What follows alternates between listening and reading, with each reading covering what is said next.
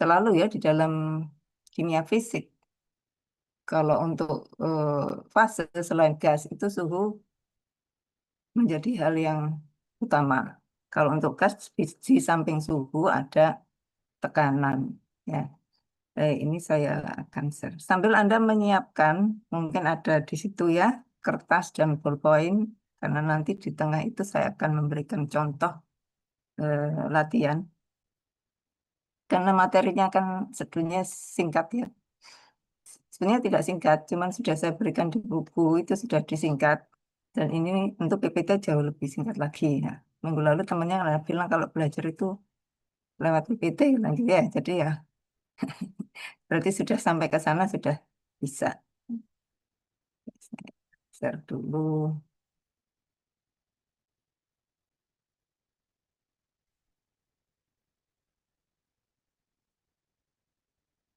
Iya, Anda jarang atau menggunakan ini ya. Jarang menggunakan bentar, Zoom ya. Sehingga tadi saya bilang video Anda masih agak bingung. Ini. Share.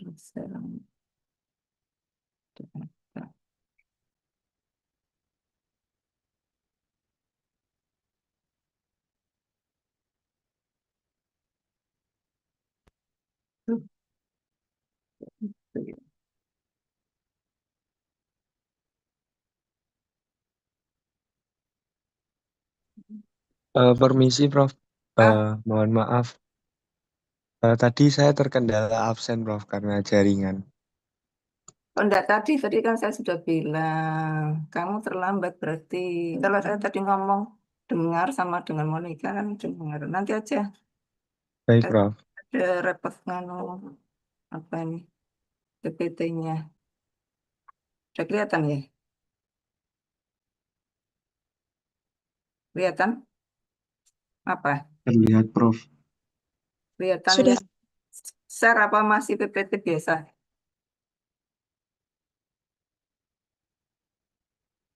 Yang share sudah kelihatan atau kelihatan gambarmu? Kelihatan ya? Kelihatan PPT-nya? Tidak, Prof. Nah, nah, ya itu makanya dijawab. Share-nya kan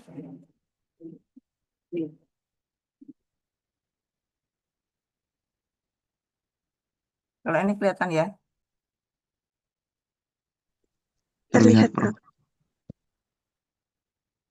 Ya, kalau di rumah nih saya ada layar komputer PC yang tidak dipakai, itu bisa dipakai untuk layar, jadi saya bisa sambil melihat kemudian kalau perlu, cuman kadang-kadang nggak bisa, ini, tergantung koneksinya. Tidak semuanya bisa dioperasikan dalam waktu yang sama.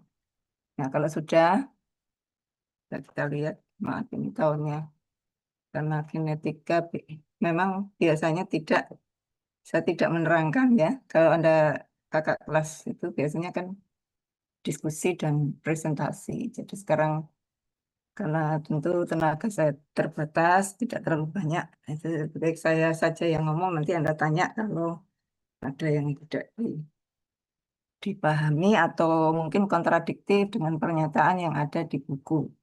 Jadi kita ulangi minggu lalu ya. Jadi kalau laju reaksi itu kita sudah punya 3 hal yang harus kita pahami. Jadi order.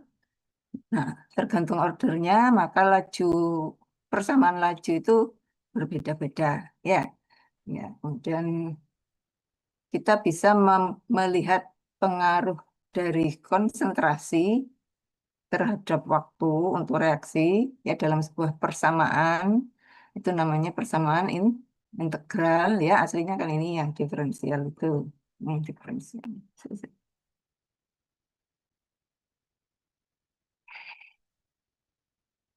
Yang ini diferensial itu ini ya. Nah, kemudian yang integral, kemudian kita bisa menurunkan rumus-rumus untuk T setengah maupun T90. Anda bisa melihat juga bahwa eh,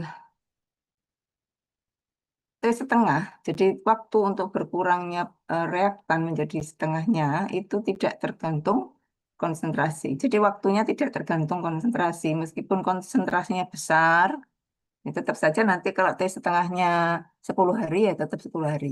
Ya, jadi tidak bertambah karena konsentrasinya meningkat. Itu yang harus dipahami. Sehingga kita ketika mengerjakan satu soal ada data kelihatan ada T setengahnya konsentrasi sekian, T setengahnya berubah. Nah, itu Anda pasti sudah tahu bahwa itu bukan order pertama. Gitu maksudnya. Ya, jadi untuk menganalisis bukan sekedar mengingat rumusnya. Ini juga sudah. Nah, ini nanti saja ada latihan. Atau bisa Anda foto dulu. Nah, untuk latihan nanti, ini untuk, meskipun kan sudah tadi rumusnya T setengah, tapi latihannya kita nanti saja supaya kita materinya selesai dulu. Sudah difoto? Ya. Nah, ini nomor A ini ilustrasi atau gambaran representatif dari perjalanan obat dalam darah atau farmakokinetik, tapi bukan rumusnya farmakokinetik. Ketika dasar, kalau farmakokinetiknya sendiri rumusnya lebih kompleks ya. Baik, kita sekarang membahas pengaruh suhu pada laju reaksi. Jadi suhu di sini bisa suhu rendah atau suhu tinggi. Jika suhu diturunkan, itu kita memberikan istilah pendinginan. Ya, pendinginan misalnya tidak harus di dalam kulkas atau freezer, bisa juga dalam suhu ruangan yang diturunkan menggunakan AC misalnya. Nah, itu akan memperlambat reaksi. Ya, kalau itu kalau Anda misalnya punya kayaknya nggak ada ya. Kalau kakak kelas Anda yang di kampus B dulu sudah enggak ketemu, maksudnya sudah lulus semua. Tahun 2018 ya. 18 itu sudah pindah. Jadi kalau sekarang sudah 4 tahun, oh ya sudah paling enggak. Ya ada mungkin yang belum lulus satu orang gitu ya, 2 orang. Di sana tidak ada AC ya. Maka itu mungkin kalau dalam percobaannya ada suhu ruang gitu ya pasti tidak sama. Kalau Anda sekarang praktikum kemarin-kemarin itu yang saya eh, jaga biasanya suhunya 24 atau 25 ya. Tapi kalau di sana bisa 28 sampai 30. Tapi ada blower ya. Jadi untuk sirkulasi udara sehingga reaksi tetap apa zat-zat yang menguap itu tidak baunya tidak tetap berada di dalam, artinya zatnya juga keluar. Nah, itu tapi itu cukup mengganggu lingkungan juga. Ada lemari asam ya. Di sana lemari asamnya lebih besar lagi. Jadi satu yang namanya lemari besar gitu ya. Lemari seperti ruangan yang bisa masuk gitu. Tapi kalau di sini kan cuma kabinet saja dan itu portable. Harusnya kalau lab itu ya ruangan, lemari beneran, bukan kabinet. Kalau kabinet itu kemarin yang ada kan cuma tangannya segitu dan hanya ya. Tapi begitulah ya sarana yang ada Anda gunakan semaksimalnya.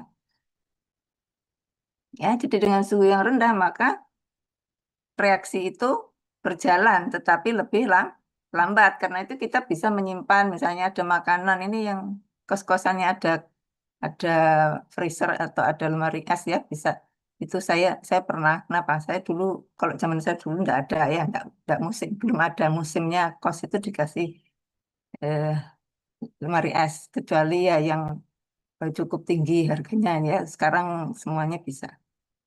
Tapi saya tahu kenapa ya, tentu saya mendampingi mahasiswa. Mahasiswa ini bukan mahasiswa yang di farmasi.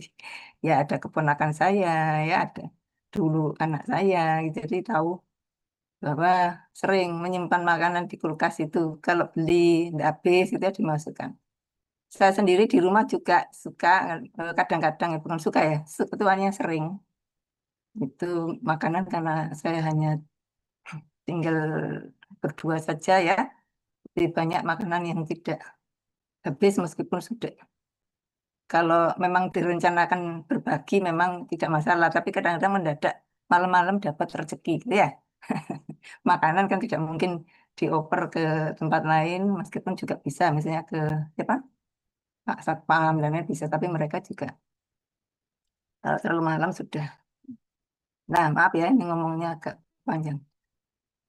Jadi reaksi yang terjadi pada makanan itu reaksi lanjutan dari proses pemasakan. Ya, ada panas kan bereaksi dia menghasilkan rasa yang enak, tapi itu bisa berlanjut sampai menjadi rusak. Di samping itu kalau makanan bukan hanya hasil pemasakan, tapi juga ada bakterinya. Nah, bakteri ini yang menyebabkan pembusukan.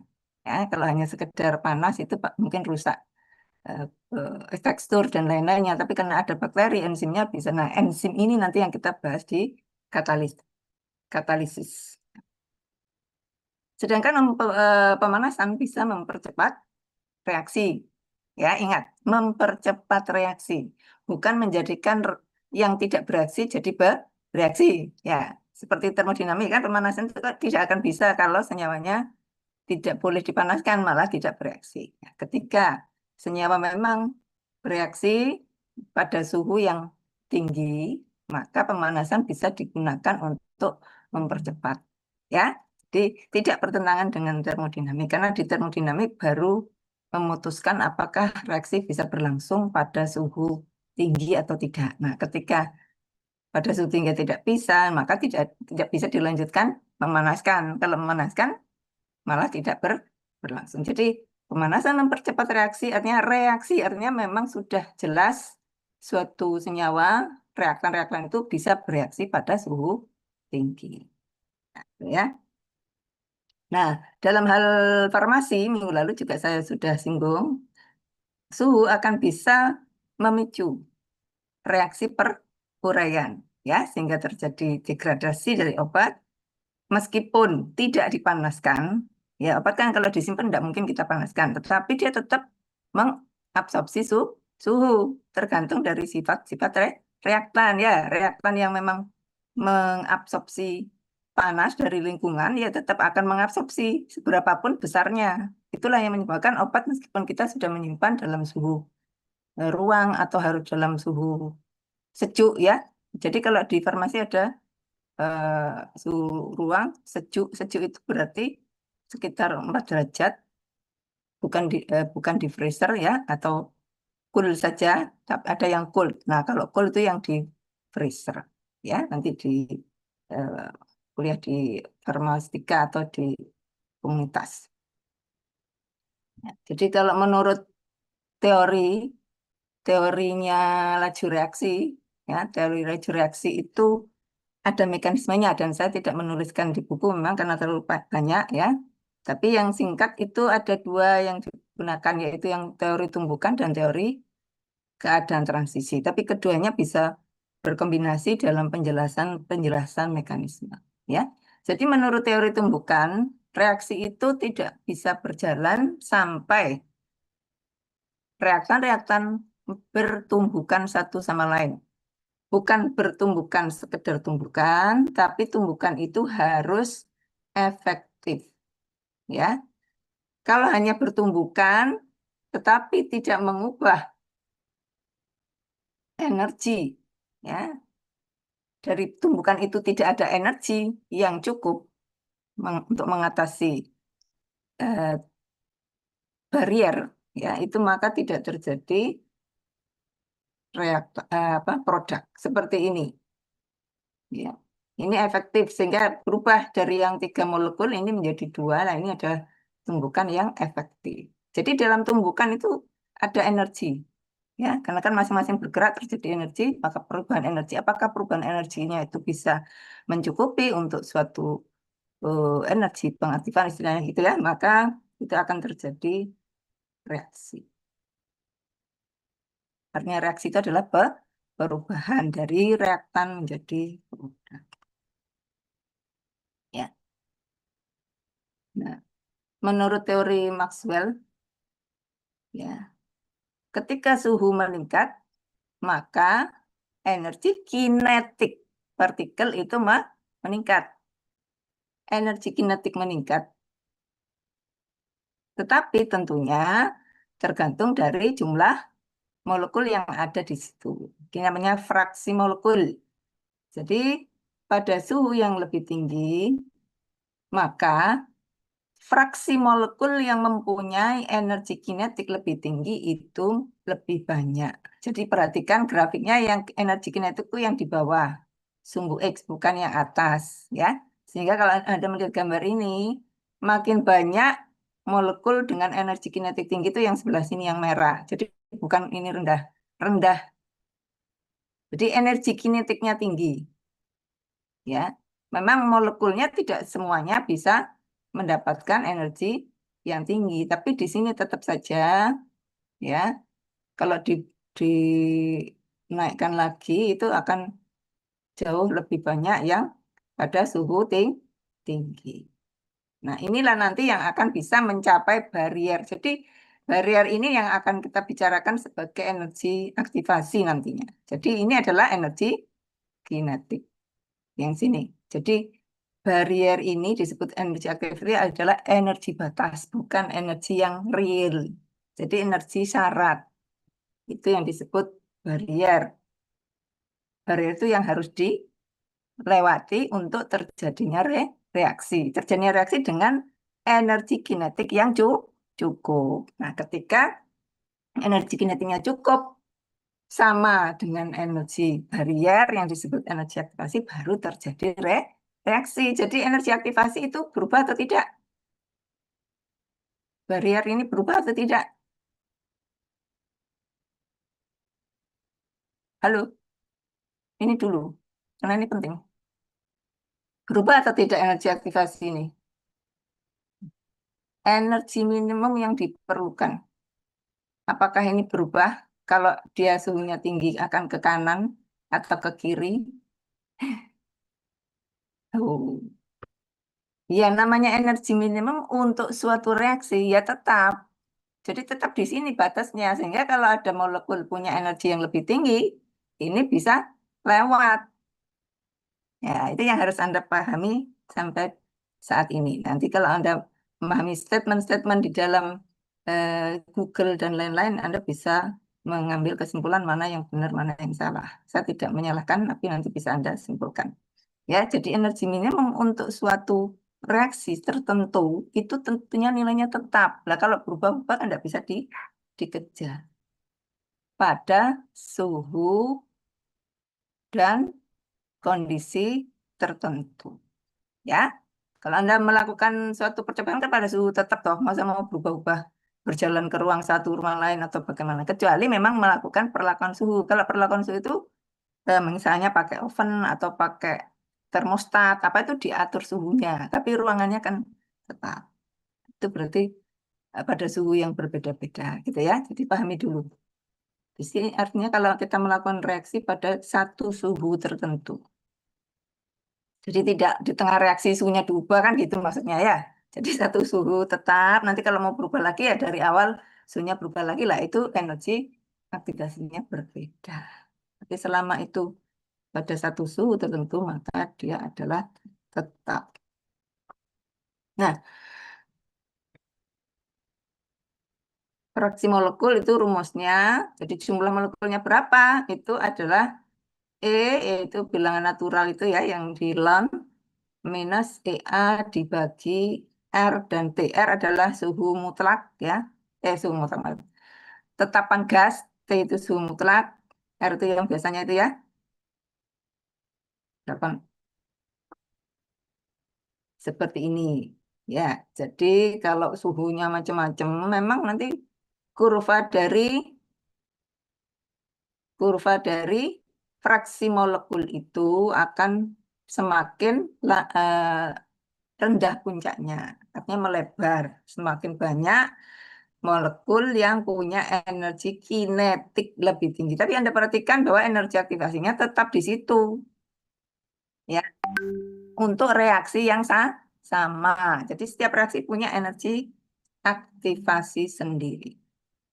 Ya, itu menurut teori tumbukan, kemudian teori Maxwell tentang distribusi molekul dan suhu itu ya, yang dulu Boltzmann itu apa dulu yang probabilitas termodinamik ya, kemudian Maxwell itu, Boltzmann dan Maxwell sama-sama menghubungkan suhu dan gerak molekul energi kinetik itu secara mikroskopis. Nah, tapi kalau mekanisme reaksi misalnya SN1, SN2 dan lain itu adalah di kimia organik. Kalau di kinetik di mana di kinetik kimia fisik ya hanya pergerakan molekul dan suhu saja, tidak jenis dari molekulnya.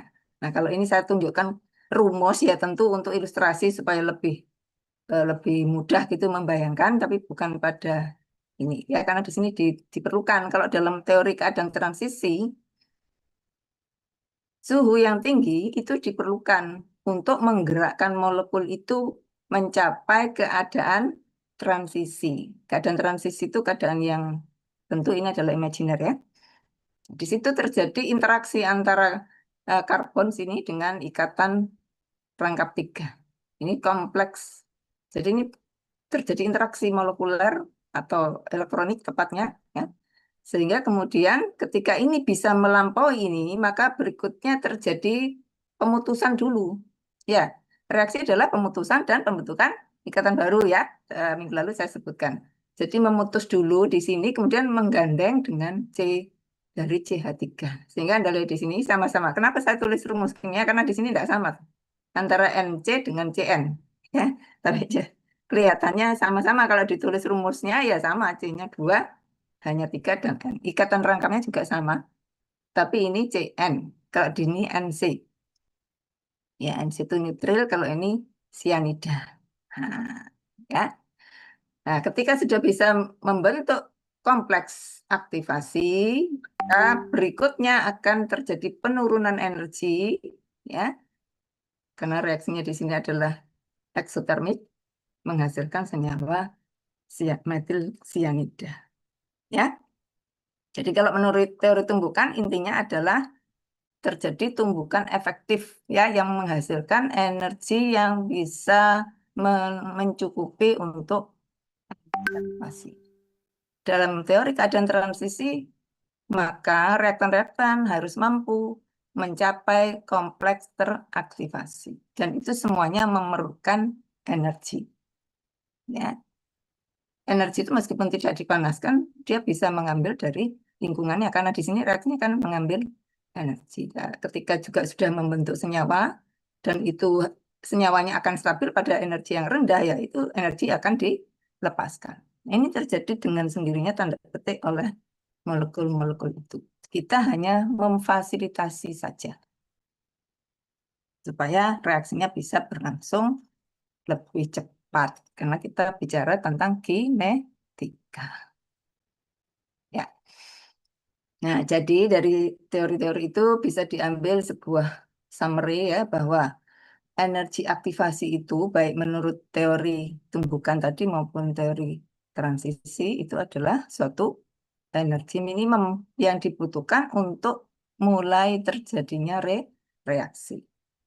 Menurut teori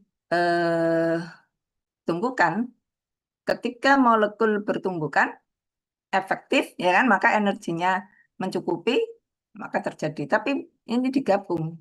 Ketika molekul bertumbukan, maka menurut teori transisi itu akan bisa membentuk kompleks teraktivasi. Nah, sehingga kemudian akan berjalan membentuk produk.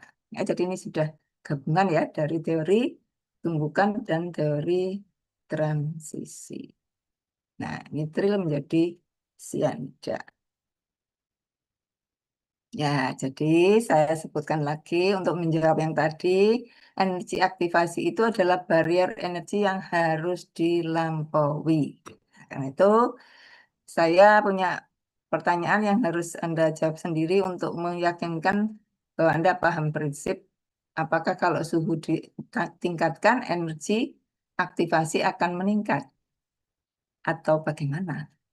Ya, karena dalam hal ini suhu itu diperlukan untuk mencukupi energi kebutuhan. Nah, kebutuhan ini kan energi aktivasi ya kan? Kebutuhannya tetap apa berubah. Kalau kebutuhannya berubah terus tidak akan terpuaskan ya seperti manusia tuh. Jadi kebutuhan ini untuk suatu reaksi itu selalu tetap. Nah, itu Anda pasti bisa jawab.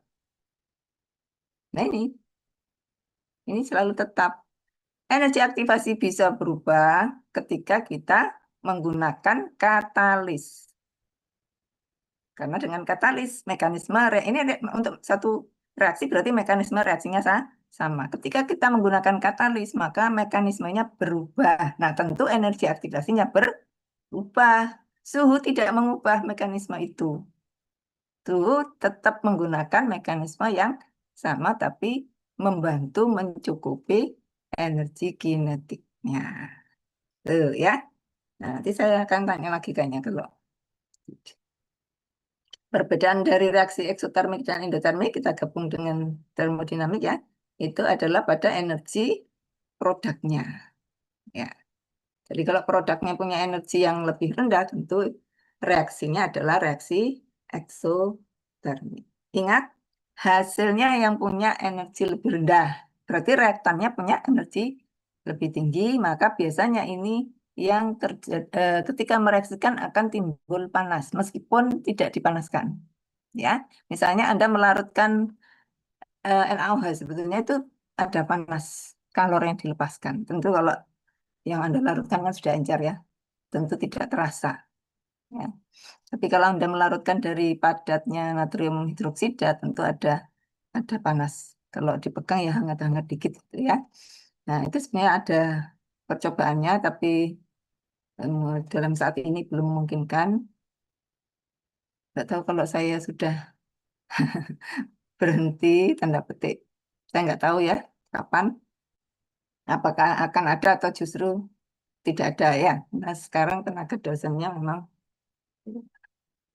terbatas ya. Sehingga saya ini tadi terpaksa seperti ini karena untuk praktikum pun saya harus mencari dosen pengganti. Jadi biasanya dosen itu bukan pengganti, kalau praktikum itu tukar ya. Kalau zaman dulu bisa banyak. Hanya banyak di samping ya. Jadi saya ini meskipun kondisi apapun saya tidak bisa meninggalkan kalau praktikum ya Pak Kuliah. Kalau tidak ada penggantinya. Alhamdulillah untuk Anda yang kelompok A ya nanti ada penggantinya. Jadi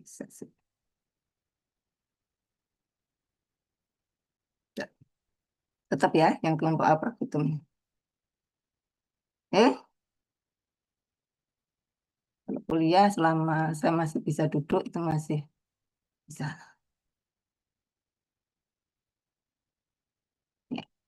Jadi pengaruh suhu dan pada laju reaksi, ya suhu yang meningkat tadi adalah meningkatkan energi kinetik sehingga bisa melampaui energi aktivasi maka lajunya segera meningkat. Nah, dan di sini akan mengubah nilai K. K adalah tetapan laju reaksi yang bergantung pada suhu. Jadi yang tergantung suhu itu adalah K. Jadi rumusnya berhubungan dengan K. Nah, hubungan antara K, tetapan laju reaksi dengan suhu seperti ini. Jadi hubungannya memang makin tinggi suhu, laju reaksi meningkat, tapi tidak secara linear, tapi secara eksponensial. Kalau suhunya naik dalam batas sampai sekitar 230 derajat, ini untuk satu senyawa yang diteliti ya, secara umum, itu masih tidak terlalu besar peningkatannya. Ya tentu meningkat.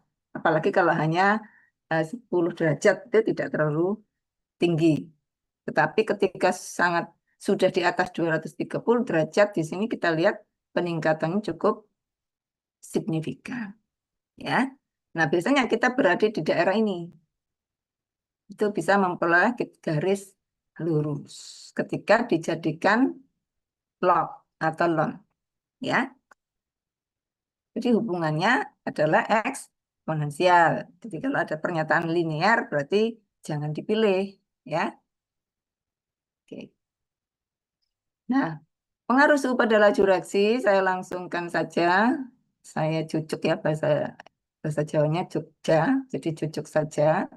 Itu dengan persamaan Arrhenius. Ini adalah beliau penemunya ya. Ini tentu foto yang saya ambil zaman dulu. Bukan zamannya beliau, tapi zaman dulu dari buku ya. Bukunya sekarang saya dulu foto-foto gitu ya. Nah, kalau sekarang mungkin ada di internet itu. Ya, seperti ini. Jadi di sini ada faktor A, yaitu faktor frekuensi tumbukan. Jadi ini menggunakan dasar teori tumbukan. R-nya tetap dalam joule ya, 8,314. Nah, kalau pakai apa, kalori ya nanti sendiri. Jadi kita kan menganut pakai Satuan Internasional SI, jadi kita menggunakan joule. Ya. Nah, ketika kita buat linear, maka menjadi persamaan bisa kita tarik dengan persamaan regresi. Jadi dibuat ln atau lognya, kita regresikan dan itu bisa Anda mungkin sudah dipraktekkan oleh mayoritas yang praktikum, yaitu menggunakan persamaan regresi ya untuk persamaan laju reaksi sukrose. Ya, itu pakai ini tapi eh,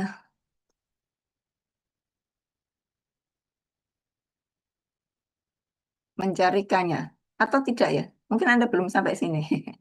Anda baru satu suhu ya, maaf, maaf. Tapi regresi kan sudah dipraktekkan untuk itu ya, persamaan laju reaksi ya, dan juga harusnya pada adsorpsi. Karena saya tidak membimbing adsorpsi, apakah Anda juga biasanya diminta tuh sama Bu Putri untuk bisa membuat regresi dari persamaan Freundlich ya, kalau adsorpsi. Semua kondisi dalam sifat kimia fisik itu biasanya bisa dicari tetapannya menggunakan regresi. Jadi regresi ini membantu sekali untuk menemukan suatu tetapan. Karena tetapan dalam kimia fisik itu kan tidak bisa dicari langsung dengan alat, tapi bisa dihitung menggunakan hasil-hasil pengamatan. Nah, seperti energi aktivasi nggak bisa kita ukur dengan kalorimeter misalnya. Kalau dulu kan saya arahkan kalau Anda mencari kalor, Anda menggunakan kalorimeter. Kalau sekarang dengan DSC itu yang canggih ya, kalorimeter. Nah, nanti bisa dihitung.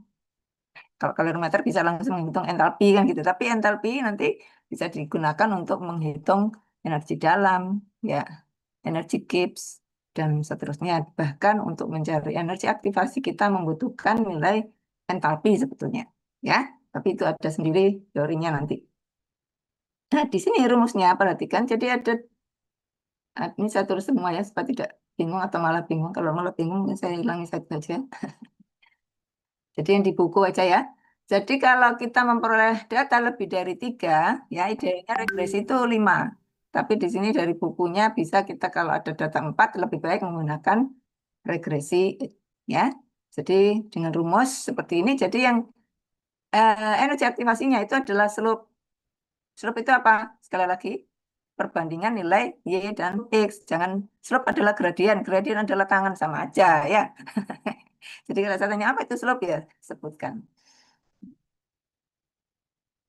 Jadi ln A itu adalah perpotongannya pada sumbu Y. Jadi kalau kita bisa menarik garis maka bisa sampai titik potong. Di sini kita akan menemukan A tadi, faktor frekuensi tumbukannya. Tapi biasanya dalam praktek kita tidak memerlukan itu. Yang penting kita bisa ketemu nilai energi aktivasinya berapa. Nah, ya, kenapa kita bisa tahu energi aktivasi? Kita bisa memprediksi stabilitas. Ya, makin tinggi energi aktivasi senyawa, makin stabil atau tidak stabil. Itu pertanyaan yang harus dijawab. Energi aktivasi berarti energi untuk terjadinya suatu reaksi. Energi syarat. Kalau dia syaratnya makin tinggi, apakah reaksi makin cepat? Akan makin lambat. Ya. Nah, kemudian kalau kita hanya mempunyai data 2 suhu, ya, maka kita bisa menghitung menggunakan rumus yang ini, yang bawah, ya. Dengan catatan pada suhu yang kedua, biasanya suhu yang lebih tinggi itu kita rumuskan seperti ini, maka menjadi seperti ini, ditandai minus. Tapi kalau Anda menggunakan terbalik, misalnya suhu yang lebih rendah yang di atas, ya akan menghilangkan nilai minnya saja. Jangan lupa kalau ini sudah dihilangkan minnya, ya ini jangan ikut-ikut T1 gitu ya. Kalau mau ya ini tetap T1, ini minus sama. Ya, jadi tinggal mengubah notasi, tidak mengubah nilai minusnya. Tapi kalau mengubah angkanya, artinya ini lebih rendah, ya ini tetap seperti ini, tapi minusnya berubah atau hilang. Ya, saya kira itu. Nah, karena Anda sudah mengerjakan ini mungkin tadi saya kemarin saya lupa, tadi malam tentu saya tidak sampai ke sana ya. Saya hanya menjawab yang urgen. Jadi Anda mestinya sudah mengerjakan di kertasnya. Nah, silakan di-share di sini. Mungkin Anda bisa foto, kemudian apa, dibuat PDF atau foto saja kayaknya bisa di sini. Ya, saya beri waktu beberapa ini untuk menyampaikan hasil dari perhitungannya. Ya, ya, saya berikan waktu kesempatan. Silakan siapa yang akan share. Ya, ini adalah aktivitas. Saya selalu mengatakan kalau ada seperti ini adalah aktivitas partisipatif.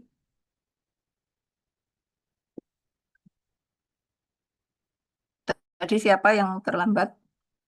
Ini sudah ya, saya tak tutup dulu supaya bisa. Tapi, Saya, Prof. ya, Davin. Silakan mungkin Davin aja yang share. Ya, sudah ya, berarti ini selesai. Saya tutup absennya. Silakan di-share. Saya kasih waktu.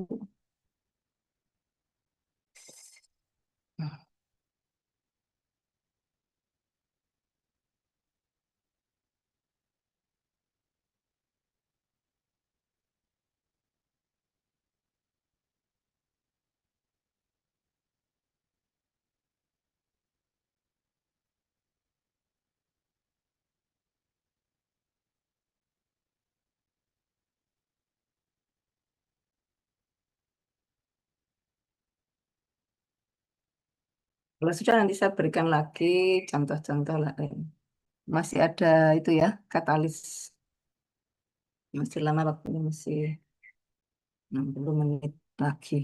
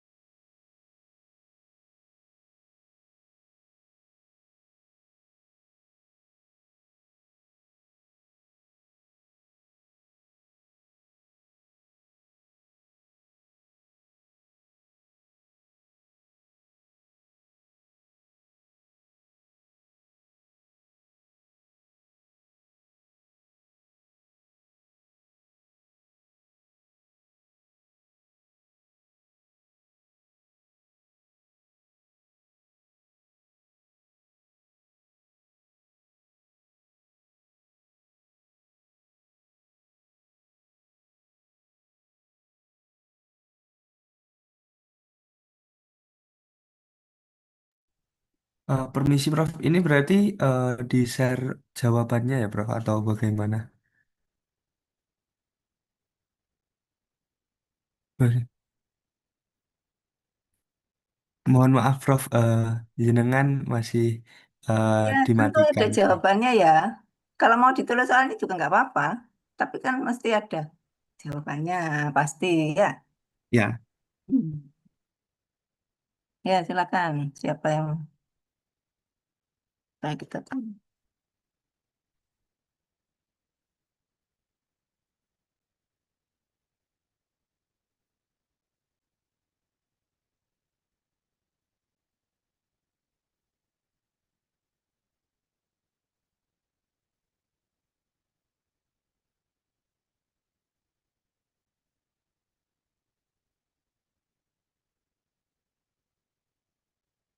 Minggu lalu kan sudah dikerjakan, jadi tinggal di anu aja, di foto ya. Mungkin butuh waktu untuk foto, bukan untuk ngerjakan lagi kan sudah pernah.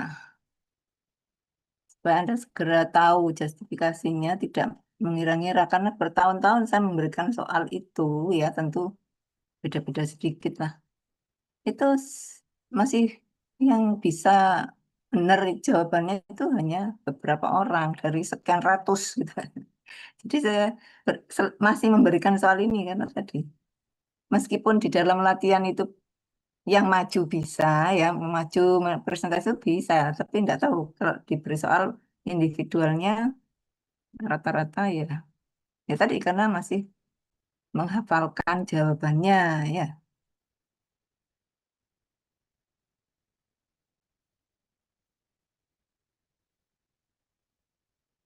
mungkin mohon izin untuk mengeserkan atau Ya mengirimkan silakan share screen. silakan bisa toh. Kan saya kan anu tuh, kita kan pakai sistem ya, jadi bisa langsung share kayaknya. Selama Iya oh, bisa. selama saya tidak share pasti bisa karena sudah ada di sistem. Silakan.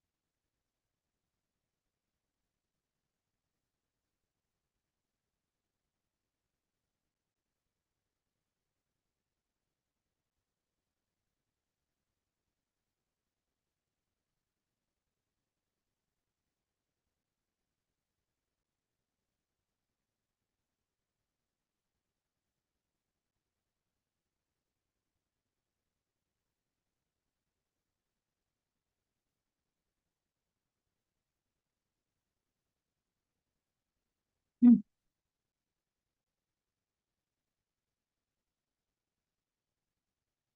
Mungkin apakah sudah terlihat Prof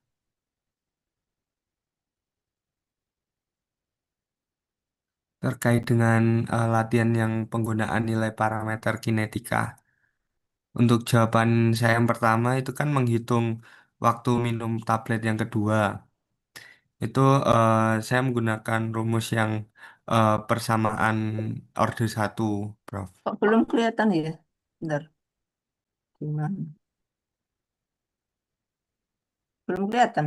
Yang lain kelihatan apa enggak? Kalau enggak berarti saya nih. Terlihat, Prof. Kelihatan kok saya kan enggak. Bentar ya. Oh iya iya.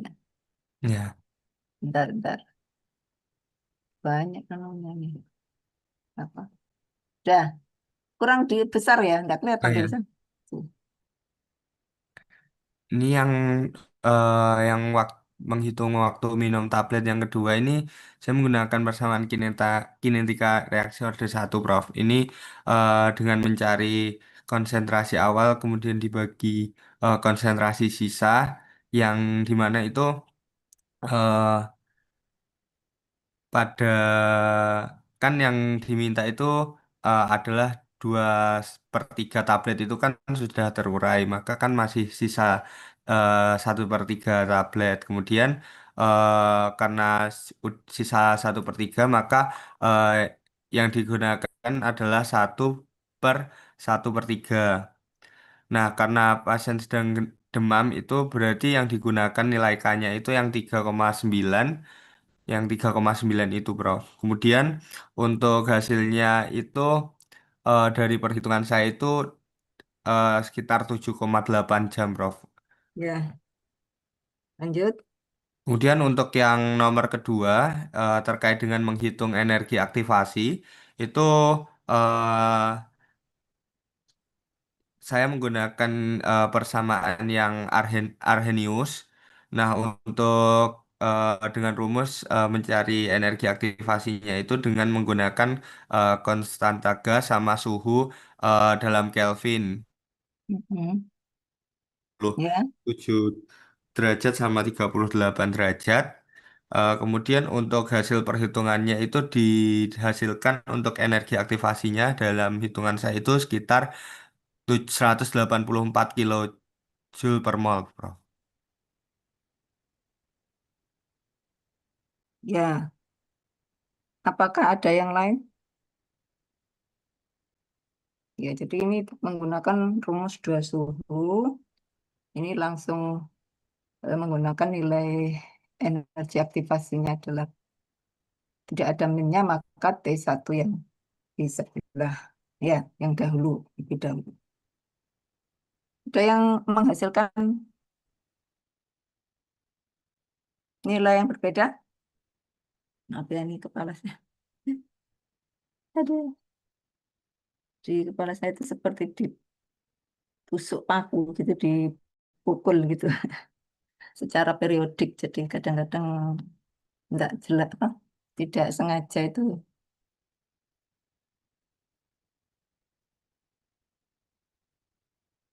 Ada yang berbeda?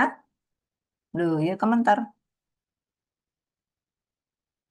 Arya, Tidak, Prof. tidak ya? Bisa. Oke, kalau tidak ada bisa nggak disimpulkan? Berarti berapa kali sehari minum obat? Kalau obat yang dipakai itu punya nilai T, apa nih? Ya, nilai K adalah 7,8 Berarti jam, sekitar 3 kali sehari, Prof. ya 3 kali. Ya, Iya. jadi ini adalah dasarnya. Awalnya mengapa ke obat itu ada yang 2 kali, ada yang 3 kali, ya bahkan ada yang sekali saja. Ya, itu adalah tergantung dari sifat bahan aktifnya yang sudah berada dalam produk. Jadi akan sedikit berbeda kalau ini kan obat murninya, tapi ketika sudah dibuat produk itu juga dilihat lagi, diamati lagi.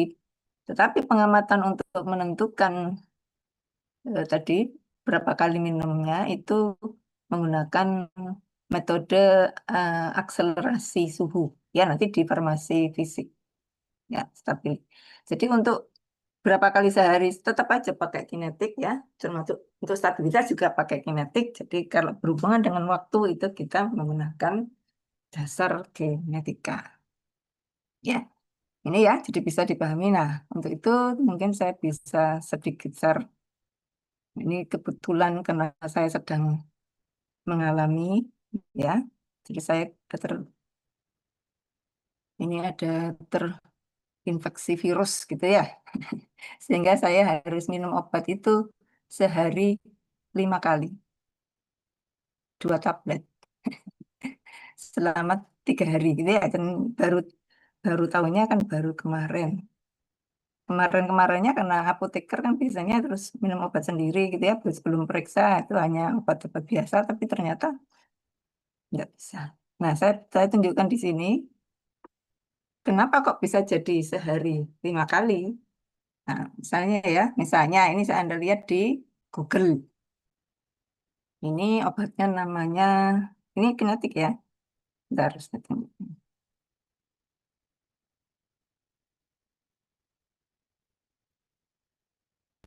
Nah, ini ya, kelihatan ya. Ini saya ambil aja yang gampang, yang datanya sudah sejak dulu ada, sebelum ada AI. Kalau ini kan dicari dari penulisnya itu ada membaca dari referensi-referensi gitu ya. Kalau AI kan dia dari ada di internet dia ambil nanti dirujuk. Tapi kalau ini langsung dari ada yang menulis ya. Hanya ini bukan berarti saya selalu menggunakan ini, enggak. Maksudnya ini untuk kita aja untuk bahan kajian biar cepat. Ini adalah acyclovir dengan struktur seperti ini. Ya, ini urusannya organik nanti kimia medisinal. Nah, kita lihat data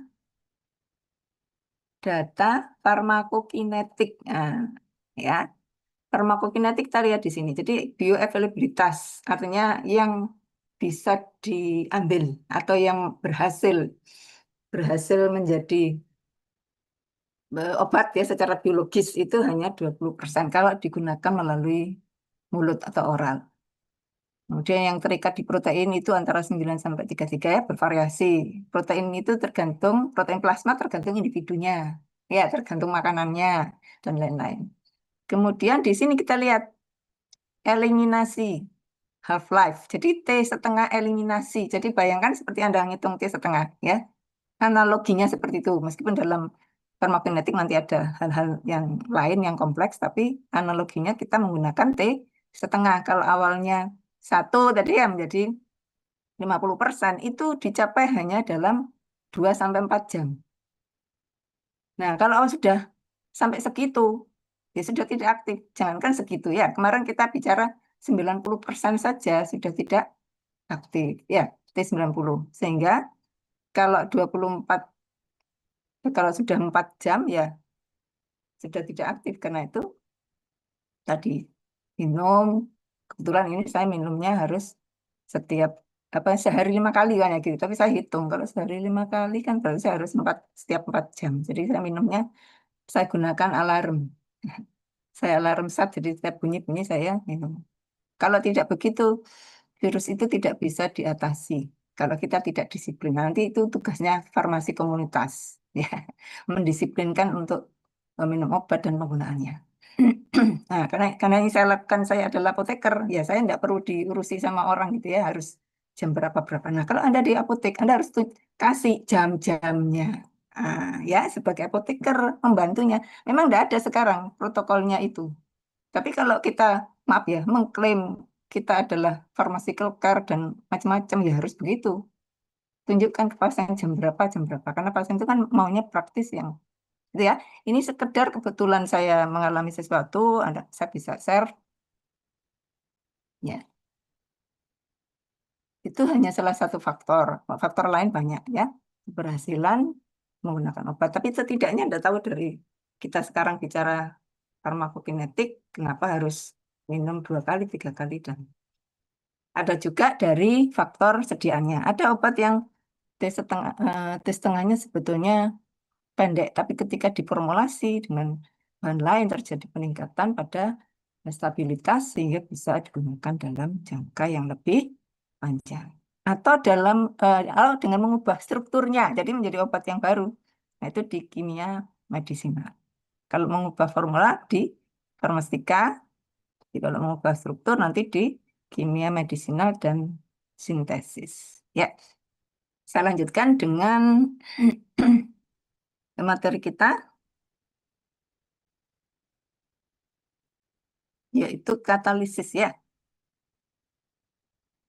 Katalisis.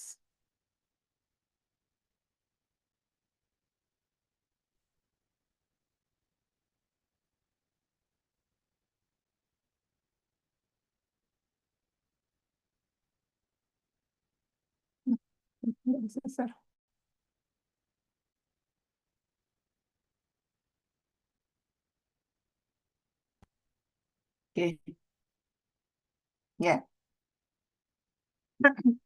Jadi katalisis berarti proses yang terkatalis, gitu ya. Jadi katalis itu apa? Katalis adalah suatu substansi zat. Zat itu ya berupa senyawa, ya, senyawa kimia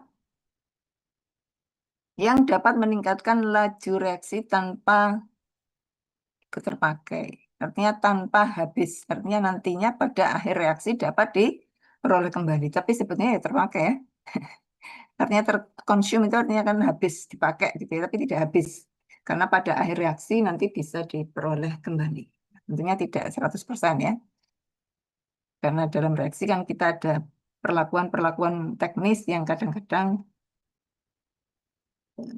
tentu tidak bisa kita peroleh kembali. Mungkin senyawanya ada, tapi kita tidak bisa mengisolasi lagi gitu ya. Itu secara teknis di kimia organik preparatif. Katalis dapat meningkatkan laju reaksi dengan mekanisme menurunkan energi aktivasi. Nah, kalau energi aktivasinya turun, maka terjadi perubahan jalur. Anda lihat di situ grafiknya. Jadi karena di sini ada dua puncak, ini berarti kan jalurnya beda nih. Ya, ada jalur baru di situ, di tengah-tengahnya ada daerah yang energinya rendah. Nah, dengan demikian, katalis itu mengubah mekanisme reaksi, sehingga energi aktivasinya berubah. Kalau mekanisme reaksinya sama, energi aktivasinya tetap. Itu yang saya katakan di depan tadi. Ini seperti itu gambarannya. Jadi nilai K pun akan berubah kalau nilai energi aktivasinya berubah. Jadi yang berubah ketika tadi suhu berubah, K-nya yang berubah. Tapi ketika energi aktivasi itu berubah, maka yang berubah adalah K. Ya. Nah, K. Untuk mempermudah reaksi berarti harus menurunkan energi aktivasi, bukan meningkatkan. Karena itu saya tadi selalu mengulang. Kalau suhu meningkat, berarti energi aktivasi tidak ada hubungannya. Energi aktivasi akan tetap. Ya, yang berubah adalah K. Karena kalau suhu meningkat, maka laju meningkat. EA-nya ya tetap. Ya, karena EA ada bersama dengan suhu. Ya, seperti itu. Kemudian ini hanya prinsip-prinsip ya. Kalau contoh soal nanti banyak ya. Katalisis. Jadi proses katalisis itu ada beberapa macam. Yang pertama adalah katalisis homogen, yaitu ketika reaktan dan katalisnya terdispersi atau berada dalam satu fase. Jadi homogen. Ini adalah untuk reaksi-reaksi dalam larutan. Misalnya kalau Anda praktikum laju hidrolisis sukrose, itu kan gulanya dilarutkan dalam air, bukan dalam keadaan padat ya. Kemudian diberikan HCl. HCl di sini sebagai katalis asam. H plusnya ya. Kenapa kok tidak H2SO4 dan lain-lain misalnya itu ada sendiri ceritanya ya, tentu ada percobaannya. Di situ yang bisa digunakan adalah HCl. Jadi ketika Anda membuat sirup di rumah itu biasanya ya, ada yang sudah pernah yang putri-putri ya, atau bahkan yang laki sekarang juga ada chef kan, banyak-banyak chef tuh laki ya. Membuat sirup itu setelah itu di akhir dari ketika melarutkan gulanya, ya setelah itu diberi asam sitrat biasanya, sitrun ya. Itu kan asam. Kan nggak mungkin kalau Anda membuat sirup terus kasih HCl ya. Jadi itu adalah katalis asam sehingga membantu proses hidrolisis. Kalau sirup di rumah itu diberi asam sitrat bukan supaya jadi rasa buah, tapi karena jadi akan lebih manis dan tidak mudah terjadi kristal lagi. Karena yang kristal lagi itu kan sukrosa. Kalau dihidrolisis menjadi glukosa. Dan apa? Kalau sukrosa jadi glukosa dan apa? Fruktosa, Prof. Ya, jadi sama-sama manis, malah lebih manis fruktosa. Rasanya lebih manis, ya. Sedangkan kalau misalnya eh, tidak ditambah asam itu ketika sudah larut, kalau terlalu tinggi ya tentu ada pengkristalan gulanya karena gula itu mungkin karena uap apa airnya kan ada yang menguap meskipun disimpan pada suhu ruang air itu selalu ada yang keluar dari fase cair jadi fase uap ya sehingga uh, bisa terjadi kristalisasi gula itu kalau zaman dulu saya sekarang tidak melihat ya kalau yang beli-beli itu ya tentu sudah ada proses mungkin gulanya tidak banyak apalagi yang kalau dikatakan sirup rendah kalori ya, itu berarti bukan gula sukrosa ya. Gula buatan ya biasanya juga senyawa kimia yang rasanya memang manis tapi tidak mengandung kalori. Kalori yang dimaksud itu energi dari glukosa ya. Kita sudah belajar termodinamika energi bebas bahwa glukosa adalah sumber energi utama dan instan untuk makhluk hidup terutama mamalia ya, manusia itu. Oke. Kemudian katalisis heterogen, jadi antara reaktan dan katalis itu tidak berada dalam fase yang sama. Misalnya pada satunya fase uap, satunya fase padat. Itu bisa bereaksi, bisa karena semua partikel itu bisa interaksi, ya kan? Berkontak, hanya masalah waktu saja. Apakah bisa segera bereaksi dan tadi ada tumbukan dan lain-lain, apakah tidak bisa kalau energinya belum terpenuhi. Misalnya sintesis amonia ini sintesis dari gas nitrogen dan hidrogen. Mungkin di situ nanti ada, Anda perhatikan lagi ya, reaksi yang dikatalisis di buku itu barangkali ada salah ketik atau bagaimana. Jadi sintesis amonia itu dari nitrogen dan hidrogen. Barangkali keliru oksigen atau bagaimana, karena dulu saya waktu awal itu saya temukan itu saya sudah melaporkan, sudah saya, kalau kecil kan mereka sendiri yang mengedit ya, tapi kalau besar biasanya saya dikasih filenya terus saya edit. Tapi karena sudah sudah lama dan saya laporkan itu tentunya jadi diubah ya. Kemudian asam nitrat juga begitu. Ini adalah reaksi dari fase gas dengan fase padat. Nah, karena itu, maaf, bukan fase gas dan fase padat. Gas-gas tapi tidak mudah bereaksi sehingga diperlukan katalis. Lah, katalisnya pada fase padat. Nah, jadi ini reaksi antara gas dengan gas. Kan susah.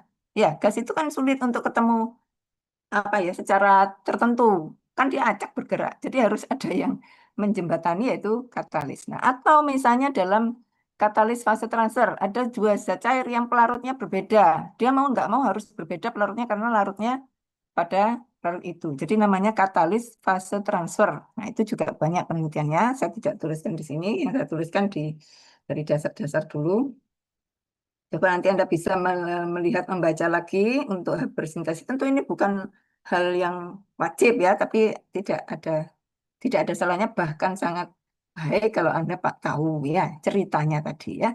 Oswald proses termasuk saya cerita asiklover itu ya kebetulan saya sedang mengalaminya, tapi itu adalah contoh yang baik ya ketika kita belajar itu ada aplikasinya. Ya, contoh-contoh itu adalah aplikasi. Kemudian katalisis enzim, tentunya nanti kita belakangan ya, terakhir. Nah, ini homogen. Jadi kalau homogen, ya semuanya dalam fase yang sama bisa terjadi tadi tumbukan dan juga terjadi kompleks teraktivasi seperti ini ya. Kemudian bisa menghasilkan produk yang diharapkan. Ini adalah contohnya asam format yang mengalami reaksi hidrolisis juga. Asam format itu kalau Anda tahu dari formaldehid itu ya, formalin. Formalin itu adalah polimer dari formaldehid. Nah, ini setelah jadi formaldehid dioksidasi itu jadi asam format.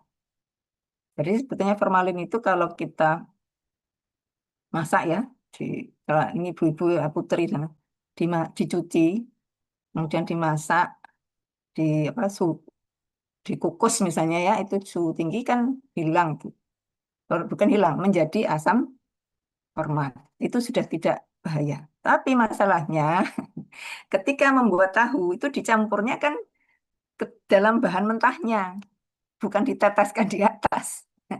Jadi mungkin sudah jadi senyawa yang baru dengan protein-protein di dalam tahu itu. Nah, itu yang menjadi sulit untuk dihilangkan hanya dengan mencuci atau dikukus dan lain-lain. Meskipun masih bisa ya usaha, namanya usaha. Nah, tapi kita bisa. Anda bisa membedakan, bisa atau enggak? Membedakan tahu yang rasanya itu ada formalinnya dan atau tidak. Ya, kalau formalin masih bisa ya, bisa dideteksi. Jadi kalau tahunya sekarang sudah jarang namanya. Tapi kalau boraks Borak juga kalau bahan, ciri-ciri borak itu apa? Kalau bahan itu seharusnya itu memang lembut dan mudah hancur teksturnya, terus tiba-tiba jadi apa ya, tegar dan tidak mudah hancur, lah itu berarti ada boraknya.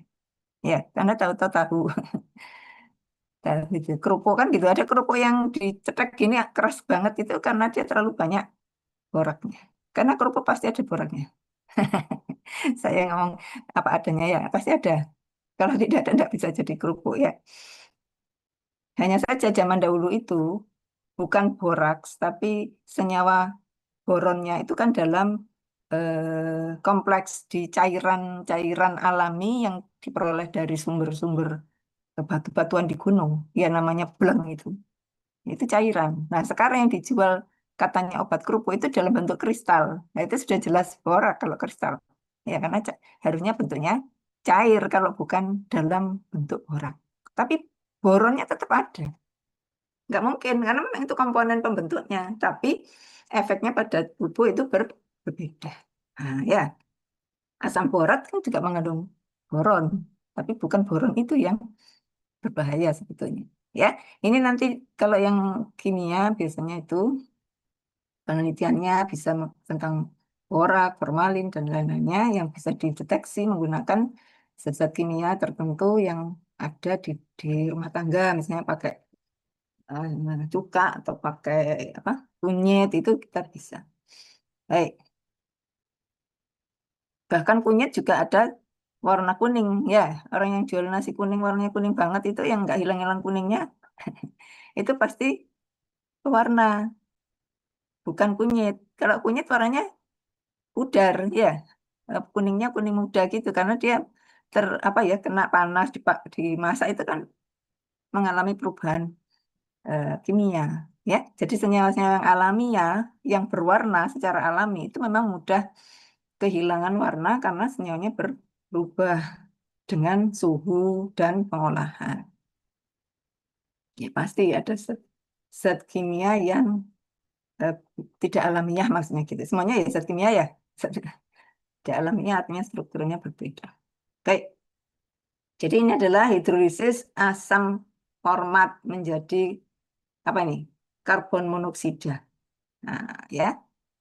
Ini adalah reaksi dalam penelitian ya, karena karbon monoksida itu ada gunanya apa enggak ya? Coba dilihat di fungsi ya, apa gas di buku ada contoh-contoh gas dalam farmasi dan medis ya. Jadi di farmasi itu berhubungan dengan gas juga, tetapi memang kita di lab tidak ada menghandle percobaan untuk gas karena sarananya tidak memungkinkan ya. Tapi secara teori pun Anda sudah bisa mempraktekkannya dalam praktek farmasian ya, bagaimana untuk menghindarkan gasnya hilang atau jangan sampai gasnya itu meledak dan lain-lain. Itu sudah bisa dihandle ketika meledaknya itu ya tidak seperti di pabrik ya, ya hanya terbuka kemasannya gitu ya, tapi itu berbahaya. Tutupnya itu bisa bahasa Jawanya mencelat nanti kena kepala gitu ya. Ketika Anda praktikum itu effervescent pernah nggak? Itu kan tutupnya bisa lepas itu kalau kita cara mengikat tuh enggak ada kayaknya. Jadi cara mengikat botol itu ada sendiri seninya ya. Jadi kalau enggak bisa mengikat terus dikumpulkan terus keluar apa buka sendiri tutupnya ya sudah enggak lulus itu.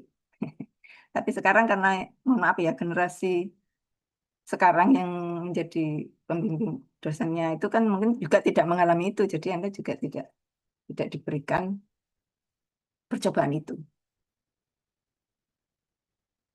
Saya saja cara mengikatnya mungkin sudah lupa, tapi kalau saya ketemu lagi, harus melakukan lagi ya itu tiba-tiba bisa ingat gitu. Biasanya gitu ya. Ketika kita sudah pernah bisa, suatu saat kita lama sekali lupa, nanti suatu saat berhadapan terpaksa nanti bisa ingat. Jadi kalau Anda belajar sekarang, kayaknya kok nggak ngerti, tapi suatu saat ketika kepepet Anda ternyata bisa. Karena itu sudah pernah Anda lakukan. Jadi Anda belajar saja, wis paham nggak paham dibaca gitu ya, lama-lama bisa eh, Anda kuasai. Ya, baik. Katalis heterogen. Jadi gas dengan gas ini kan sulit untuk menyatukan gas ya dalam suatu wadah, apalagi kalau ruangannya besar, karena gas itu selalu menyebar dan acak. Kemudian ini diberikan katalis. Katalisnya adalah suatu logam. logam transisi biasanya ya, platinum, palladium, Cu, nikel ya itu bisa digunakan sebagai katalis, sebagai adsorben. Jadi dia akan mengadsorpsi gas-gas yang bereaksi itu. Nah, ketika diadsorpsi kan jarak antar gas menjadi lebih dekat, maka memungkinkan terjadi interaksi dan bereaksi. Ini adalah reaksi dari etana ya, etana, bukan etana, C2H4, etilena atau etena menjadi etana. Nah, ya, ini energinya tentunya entalpinya adalah negatif, jadi reaksinya eksotermik. Ini ada di dalam, nanti kalau yang bekerja di petrokimia itu ya itu tahu reaksi-reaksi tadi Oswald Haber ya. Hanya pembuatan amonia dan asam nitrat misalnya ya. Karena apa? Reaksi-reaksi itu bisa berlangsung menurut termodinamik, jadi pasti bisa. Ya, perlu katalis untuk mempercepat saja.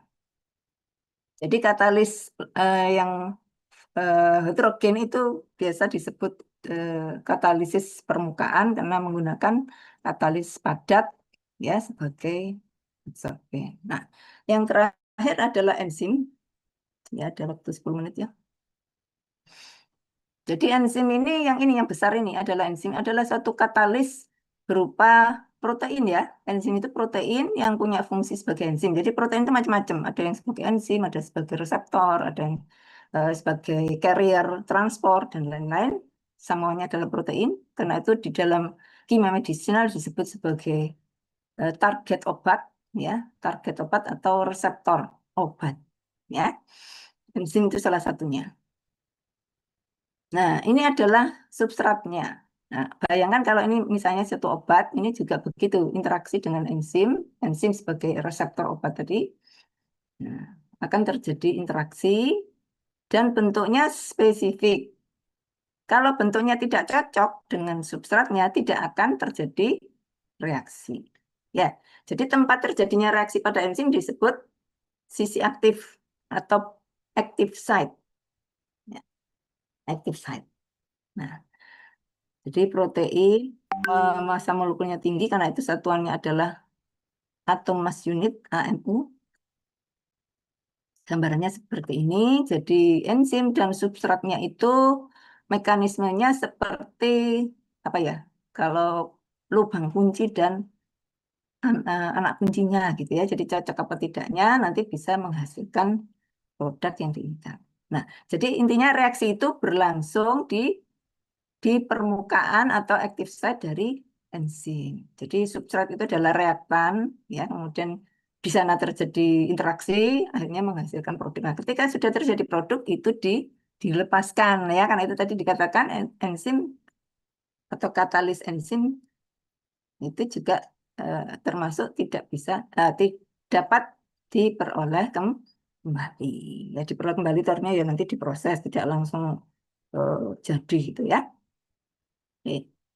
Nah, itu menjadi dasar interaksi obat dan reseptor juga nanti di kimia medisina. Nah, sekali lagi ini gambaran tadi ya. Jadi reaksi yang terkatalis itu selalu ada perubahan pada mekanisme reaksi. Nah, kemudian dari sudut kinetik, kalau katalis enzim itu tergantung dari jumlah enzim dan substratnya. Ketika tempat aktif tadi itu sudah diduduki oleh substrat semuanya, sudah tertutup. Kan enzimnya banyak, substratnya juga banyak. Nah, kalau sudah semua enzim itu diikat oleh substrat, maka laju reaksinya menjadi tetap. Tetapannya K-nya jadi tetap, sehingga seperti pada order 0. Ya, hanya tetap. Sehingga di sini, ya, dalam reaksi yang terkatalisis enzim, kita bisa menemukan bentuk kinetika reaksinya, yaitu yang pertama adalah order pertama, tapi ketika sudah jenuh itu adalah order 0. Jadi ketika mengamati, kita ingin tahu yang di awal, maka kita harus menggunakan waktu yang pendek. Ya, seperti Anda waktu praktikum kan pendek dulu. 5, 10, 15, lama-lama panjang. Karena kalau sudah di waktu yang panjang, itu di sini bisa terjadi perubahan mekanisme kinetikanya. Ya, ini untuk enzim.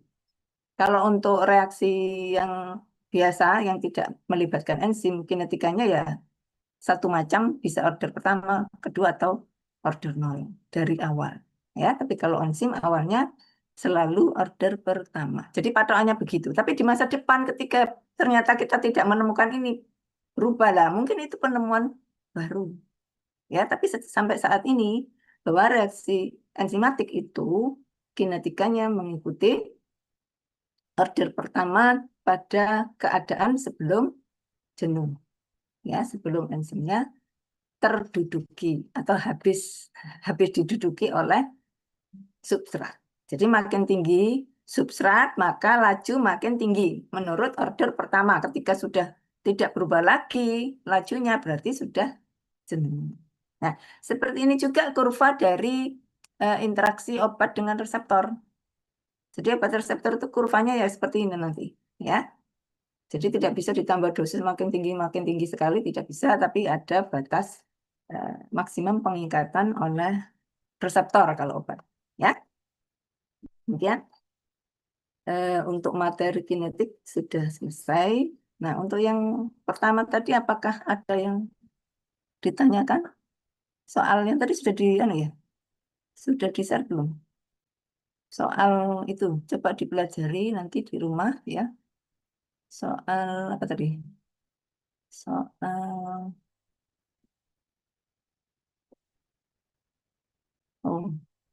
tapi ini PPT-nya keliru.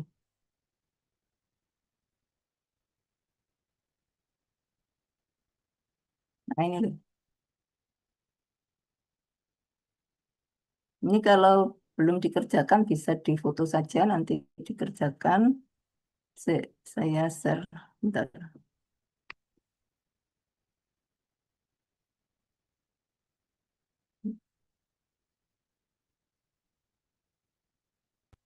Ini tadi sudah difoto belum? Kalau belum, silakan bisa difoto, nanti dikerjakan. Ini adalah beberapa contoh untuk kinetika, ya. Dan ini penghitungan T setengah. Kalau tadi kan penghitungan K dan juga energi aktivasi T juga ya, berapa lama obat aktif tadi? Ya sekitar itu, T, kemudian K, dan energi aktivasi. Jadi di sini adalah contoh bahwa obat di dalam darah itu bisa terurai. Kebetulan di sini adalah proses order pertama. Nanti boleh jadi order kedua dan seterusnya ya. Tapi umumnya order pertama yang jadi contoh. Jadi bukan berarti selamanya order pertama gitu maksud saya. Tapi di sini contohnya adalah natrium sekobarbital. Ini sedatif. Sedatif hipnotik adalah obat-obat CNS ya, susunan saraf pusat. Jadi kalau dalam farmasi di apotek rumah sakit ini adalah obat ya, obat psikotropik. Jadi memperolehnya harus dengan resep. Nanti kalau Anda jadi apoteker itu harus tahu itu. Ya, dasarnya ada di dalam daftar obat-obat. Jadi ada peraturan pemerintah atau kementerian ya untuk menyatakan obatnya yang mana masuk psikotropik, mana yang bukan. Ya, di samping secara ilmiah, secara ilmu ya, nanti di sepanjang kuliah kita mungkin di kimia medisinal dan di kuliah lain itu kita sudah tahu ini termasuk psikotropik. Tapi untuk menentukan di lapangan bahwa obat ini boleh dijual atau tidak dengan resep itu ada peraturannya, ya ada hukumnya. Karena itu nggak boleh sembarangan. Apoteker juga harus tahu hukum, ya di samping ilmu sosial itu yang diadop jadi komunitas itu ya itu kan ilmu sosial sebetulnya itu tidak bisa hanya langsung praktek tapi ada dasarnya dan mungkin dosen dari keahlian itu bisa memberikan pengetahuannya ya. Nah ini dalam 8 jam natrium sekobarbital kadarnya sudah menjadi 18% dari maksimum. Artinya apa? Sudah tinggal 18%. Awalnya berapa? Jadi kita bisa mengambil 100%. Kayak tadi temannya itu pakai 2/3 tadi ya. Kita bisa pakai 1 jadi pecahan atau pakai persen jadi 100 ya. Atau pakai desimal 0, silakan saja ya. Anda kan sudah bisa memutuskan caranya bagaimana, tapi yang jelas nanti menghitung. Kalau sudah tahu ini order pertama T setengah, pakai saja rumus yang sudah Anda temukan itu 0,693 dibagi K. Masalahnya, apakah Anda sudah dapat K? Masalahnya tidak tahu K. Nah, sekarang berarti harus ngitung K. K-nya bagaimana? Kita pakai rumus integral. Tetap harus kembali pada ln A0 sama dengan min KT ditambah ln A0. Ln AT sama dengan min KT ditambah ln A0 atau perperan tadi itu. Atau pakai bagi-bagian boleh. Sama saja ya. Jadi harus dihitung K-nya dulu, nanti baru terakhir dihitung. Jadi caranya menghitung itu gini, yang ditanyakan T setengah, Anda tulis dulu rumus T setengahnya apa, kemudian yang diketahui apa. Kalau ada yang tidak diketahui, cari lagi. Nah, biasanya kalau dalam ujian, saya maksimal saya hanya menggunakan 2 langkah seperti ini. Tidak terlalu banyak. Nah, kalau itu Anda lihat dari, kelihatan nggak ya di tempat Anda, biasanya ada nilainya. Nilainya berapa? Nah, itu tergantung itu. Kalau nilainya besar berarti itu ada beberapa step yang harus Anda lalui dan kalaupun hanya tunggal pun itu butuh mikir sedikit aja ya, tidak hanya milih dan menghafal maksudnya. Kemudian yang kedua, ini waktunya sudah habis ya. Nah, ini dari lingkungan. Dari lingkungan kita ya, itu kebetulan DDT itu adalah satu insektisida yang farmasi juga ini punya concern ya karena ini bersangkutan dengan tubuh juga. Insektisida itu kan bisa membahayakan untuk tubuh ya. Itu ada di lingkungan medisinal juga. Nah, ini terurai juga order pertama waktu parunya 12 tahun. Jadi sudah tahu 12 tahun adalah T setengahnya. Berapa waktu yang diperlukan? Nah, ini bagaimana ini? Dari 275 menjadi 10 ppm. Nah, ini pakai saja C-nya tetap, A-nya pakai itu ya. A0-nya 275, AT-nya 10. Berarti kita nyari apa nih? Nyari K dulu ya. Nyari K dari rumus T setengah. T setengahnya sudah tahu, kemudian tinggal cari K. K-nya dimasukkan ke ln A0, ln AT sama dengan AT ditambah ln A0. Sudah, 2 langkah. Ya, baik, silakan belajar. Nanti boleh ada yang konfirmasi memperoleh jawabannya berapa. Ya, oke. Saya kira ini gampang ya, mudah. Anda sudah biasa menghitung waktu di SMA mestinya ya, meskipun sekarang tidak ada ujian nasional, saya harapkan dari guru-gurunya sudah dilatih untuk itu. Ya. Baik, sudah ya? Ya. Kalau sudah tidak ada pertanyaan, kita bisa akhiri. Jadi ini sudah selesai saya memberi seluruh kuliahnya. Mudah-mudahan bermanfaat bagi Anda, ya baik sedikit atau banyak, pasti ada hubungan dengan kuliah lain atau di masa depan, ya tanpa Anda sadari misalnya. Tapi saya tetap hanya sebagai pengantar saja, membimbing Anda untuk melihat ya dunia kimia fisik yang sempit hanya 2 SKS, ya tapi mudah-mudahan cukup untuk bekal Anda.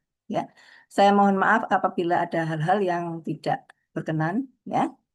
Mudah-mudahan kita semua masih diberi kesehatan dan umur supaya bisa ketemu lagi, ya, dan tetap saling memberikan manfaat. Selamat pagi. Assalamualaikum warahmatullahi wabarakatuh. Waalaikumsalam. Waalaikumsalam warahmatullahi wabarakatuh. Terima kasih, Terima kasih, Prof. Prof. Terima kasih, Prof. Balik.